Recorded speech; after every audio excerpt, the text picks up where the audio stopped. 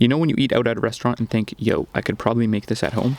Me too. So, can I, your average avid home cook, pull off a restaurant caliber multi-component meal for 3 people? A meal that could maybe, possibly, potentially be served at a quarter decent restaurant where you leave, turn to your buddy and say, yeah, that was pretty good. And I feel okay about giving them my money for it. I might even do it again. The on-screen me is already stumbling around the kitchen while I'm going to talk through some of the cooking decisions I made about food, technique, and whatever other kitchen nonsense that landed me at the final meal of ricotta tortellini in red sauce, pancetta stuffed chicken, and a fennel salad. I skipped a bunch of the prep because it honestly felt a little boring. For example, this is me cooking pancetta for chicken stuffing, draining it, and reserving the flavored pork fat to marinate the peppers I just roasted a couple clips back.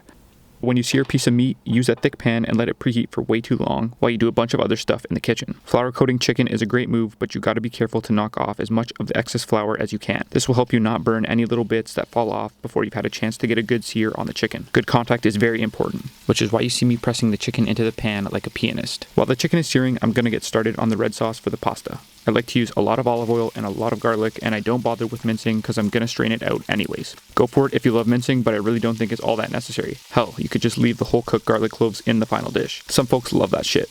To get a nice sear, let the chicken ride for a while without touching it so it picks up some even dark golden brown color. There's toothpicks sticking out of the drumsticks because I deboned them and stuffed them with a bunch of pancetta and parmesan, which made them look all bent, funny, and kinda cool.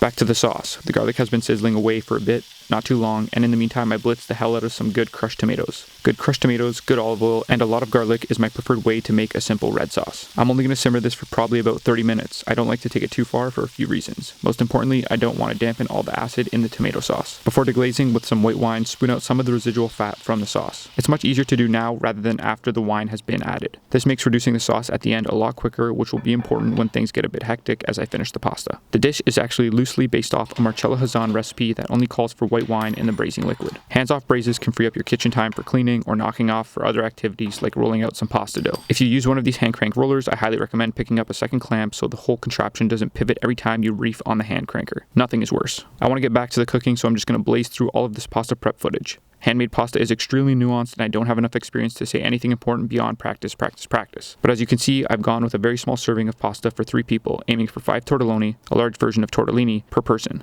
Back to the stove, chicken is done. One of the best things you can do with a braise is separate the sauce out so that you can reduce and finish it on its own. Straining and reducing your braising liquid is essential to serving good food and is important if you want to take a stab at something you might be served in a restaurant. Always pay attention to the sauce. Warming your servingware will keep the food warmer for longer once it hits the plate, which is a helpful bit of hot food serving insurance.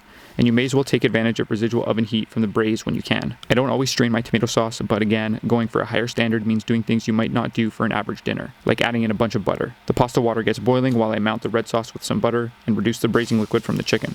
You can reduce the sauce really quickly at max boil, but just make sure you're watching it. I forgot to spin the shaved fennel dry, which has me mixing some prep work with some finishing work. Something you want to avoid doing, but it's not the end of the world if it happens, just don't panic. Back to the chicken. It depends how much sauce you've got, but it is really nice to coat the meat in a bit of sauce and serve it with some extra on the side. On to the most difficult part of doing something like this, the final whirl of plating and finishing dishes at the same time. Delicate salads shouldn't sit on the plate very long or they'll wilt and weep and shrink down, so that's a bit of a pressure timer starting right now. Dressing whatever makes up the bulk of your salad, fennel here, in a separate bowl is key to a well-seasoned, hopefully decently plated salad. Have all your components ready and layer it all together if you want to present the best looking and best tasting salad. Either while that's happening or right after, get the pasta in the water. Having your sauce warm and ready to accept the pasta is crucial. Tomato sauce is a really easy one to do this with without fear of breaking the sauce. Fresh pasta boils quickly, but if you're organized with all your equipment and ingredients, you can use that time to plate up other dishes. Pasta is one of those meals that's best served immediately. You do have a bit of a window, but the sooner it gets eaten, the better. Personally, I like my pasta to have structure and a bit of rigidity so it can hold up to the sauce without falling flat on the plate. A lot of this comes down to the actual pasta dough, its hydration levels, strength of gluten, how dry the shaped dumpling is, and a bunch of other crap. With fresh pasta, you want to be a little bit gentle with tossing and coating. You're trying to toe the line between emulsifying the sauce with a bit of force and being a bit gentle with fresh pasta so that it maintains its shape and structure. Swirling it is great because it's pretty gentle on the noodles. Flipping it can be a little dangerous if you're not super confident in the integrity of your tortelloni, but you can't not do it. Okay, so that's sort of it. Normally, I just slop everything down on the plates, yell that dinner is ready, and retire. I don't feel particularly artistic. I'm tired.